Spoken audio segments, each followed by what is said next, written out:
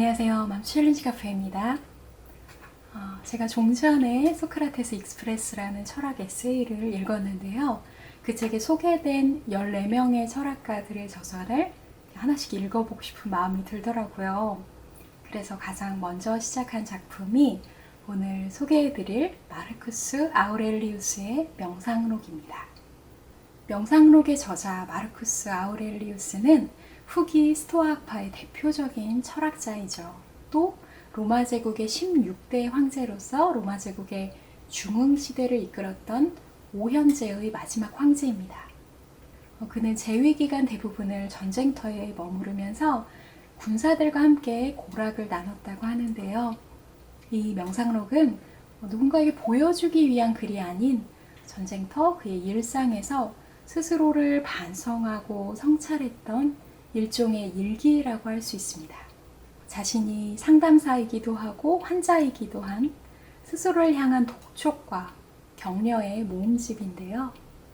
우리가 많은 사람들 앞에서 발표를 준비하거나 출판을 목적으로 글을 쓴다면 상당히 신중하게 또 있어 보이게 부풀리고 막 기름칠도 하는데 일기는 어떤가요? 형식도 분량도 자유롭고 날 것 그대로의 감정을 정말 솔직하게 표현할 수 있잖아요. 저희 아버지께서 일기를 거의 365일 빼놓지 않고 그것도 하루에 2번씩 쓰시는 걸 보고 저도 가능한 한 매일 짧게라도 일기를 쓰고 있는데요. 남편이나 아들이 볼까 좀 걱정될 정도로 솔직하게 쓰는 편이에요. 일기만큼 진실한 글이 없기에 누군가의 마음을 알고 싶을 때 일기장을 훔쳐보기도 하죠. 명상록도 짤막짤막한 글들을 모아놓은 형식으로 되어 있어서 철학서 치고는 일기에 무난한 장점이 있고요. 하지만 아무리 일기라도 당대 최고의 학자들에게 수사학, 철학, 법학을 배운 로마 황제의 일기는 분명 범상치 않죠. 국내에 출판된 명상록이 참 다양하더라고요. 원전 완역판도 있고 중요한 내용만 편역해서 재구성한 책도 있습니다. 2000년이라는 긴 세월 동안 사람들에게 사랑받아온 스테디셀러이기 때문에 다양한 버전으로 출판되고 있는 것 같아요.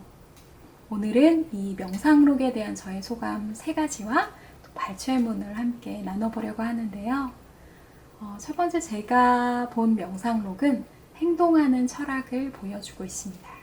우리가 아침잠을 이기기 힘들어하는 것만큼 마르쿠스도 그랬던 모양입니다. 명상록에서 아주 유명한 글귀가 있죠. 아침 햇살에 잠을 깨고서도 침상에서 일어나기 싫을 때면 속으로 이렇게 외쳐라.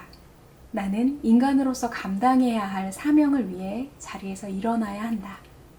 따뜻한 이불 밑에서 편안히 누워 지내기 위해 내가 태어났단 말인가? 그래도 누워있는 것이 더 좋은걸? 이라는 생각이 든다면 과연 당신은 일하고 노력하기 위해서가 아니라 즐기기 위해서 태어났단 말인가? 게으름이라는 자신의 치부를 아주 솔직하게 기록하고 또 게을러지려고 할 때 자기가 준비한 일침을 스스로에게 가하는 모습을 볼 수 있습니다. 또 이 글귀도 유명하죠. 좋은 사람이 어떤 사람인지 논쟁한다고 시간을 허비하지 말라. 좋은 사람이 되라. 그의 스승이었던 에픽테토스가 이와 비슷한 말을 했습니다. 당신의 철학을 설명하지 마십시오. 그것을 구현하십시오. 이들의 철학은 단지 머리와 입에만 머물지 않고 철학을 삶에 체화시키기 위해 매일 애쓰고 노력했음을 보여주는데요. 이 명상록에 대해 저희 독서토론 멤버들과 함께 나눈 발제가 있어요. 스스로에게 일침을 가했던 마르쿠스처럼 나에게 따끔하게 해주고 싶은 한마디는 무엇인가? 내가 말만 하고 행동으로 옮기지 못하고 있는 목표, 계획은 무엇인가? 이렇게 함께 스스로를 점검해보는 시간을 가져보았습니다. 둘째, 제가 본 명상록은 죽음에 대한 명상인가 싶을 정도로 죽음에 대한 많은 고찰을 담고 있었어요. 인상 깊었던 부분을 읽어드릴게요. 인간은 세월의 현재라는 순간 속에서만 살아간다. 유한한 인생이란 이렇게 미미한 것이며 단지 지구의 작은 모퉁이를 살아갈 따름이다. 그토록 뜨거운 찬사를 받고 명성을 누렸던 수많은 사람들이 지금 싸늘한 망각의 늪에 묻히고 만 것이 그 언제던가. 그 찬사를 보낸 이들 역시 우리의 눈앞에서 사라진 지 얼마나 오래던가. 죽음이여 어서 오라. 인생의 본분을 망각하는 일이 없도록. 죽음을 생각하면 반드시 짚어보게 되는 문제가 인생의 목적인 것 같아요. 내가 걸어가고 있는 삶이 지금 죽어도 후회 없는 최선의 선택인가? 지금 내가 신경 쓰고 있는 문제가 정말 죽음 앞에서 그렇게 가치 있는 문제인가? 마르쿠스는 아무래도 전쟁터에서 수많은 사람들의 죽음을 자주 목도했겠죠. 그래서 이런 자문이 자연스러웠겠지만 보통 우리는 일상에서 죽음을 경험하는 일이 많지 않아서 죽음에 대한 고찰을 미루기 쉬운 것 같아요.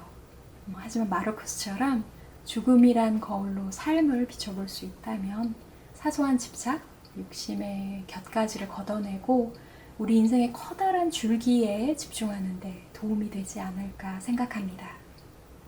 세 번째, 타인과의 관계에 대한 그의 철학을 실생활에 많이 참고할 수 있었습니다. 살다 보면 복수하고 싶은 얄미운 사람들이 좀 있죠. 최근에 마트에서 당황스러운 경험이 있었는데 직원분이 저한테 반말을 하시더라고요. 좀 화가 나 있다가 갑자기 마르쿠스가 제게 말을 걸어오더라고요. 가장 고상한 형태의 복수란 자신에게 대적하는 사람들과 똑같아지지 않는 것이다. 그 뒤에 몇 번 그 직원을 만났는데 제가 피하지 않고 더 살갑고 친절하게 인사하는 걸로 혼자만의 좀 고상한 복수를 해봤습니다. 그렇게 행동했더니 제 안에 분노, 피해의식 그런 것들이 말끔하게 사라지더라고요. 어떤 상황에서 불합리하게 내가 당했다라는 게 아니라 내가 그 상황과 관계, 감정을 컨트롤하는 주인이 되는 기분 좋은 경험이었습니다. 또 명상록에서 명성에 관한 고찰도 많이 볼 수 있었는데요. 거품 같은 명성 때문에 괴로워하는가? 그렇다면 모든 것이 당신의 눈앞에서 얼마나 빨리 잊혀지는지, 또한 우리의 전후에 영원의 심연이 둘러싸고 있음을 기억하라. 갈채의 메아리는 얼마나 공허하고 사냥하는 자들의 판단은 얼마나 변덕스러우며 인간의 무대는 얼마나 협소한가. 산사란 사람들이 혓바닥으로 치는 박수 갈채에 지나지 않는다. 제가 갖고 있는 명성이랄 거 없지만 이 유튜브 채널의 댓글이나 구독자 수가 저를 좀 괴롭힐 때가 종종 있어요. 이 책을 읽으면서 생각해 보니까 유튜브라는 플랫폼도 절대 영원하지 않은 정말 협소한 무대고 이런 말씀이 좀 외람되지만 우리는 모두 죽을 예정이잖아요. 구독자님들도 저도 결국은 제로가 될 숫자인데 그런 숫자나 댓글에 일희일비하는 게 대체 무슨 의미인가. 그보다 저에게 유의미한 가치는 짧은 삶을 좋은 책들로 소중하게 가꿔가고 사람들에게 도움이 될 수 있는 책을 찾아서 함께 공유하고 소통하는 기쁨인데 공허한 숫자나 사람들의 평가보다 이 중요한 목표를 항상 잊지 말자라는 생각을 했습니다. 오늘 이렇게 명상록에 대한 저의 소감과 적용을 나눠봤는데요. 여러분도 읽어보신다면 삶과 죽음에 대한 통찰이 더 넓어지고 깊어지는 시간이 되지 않을까 생각합니다.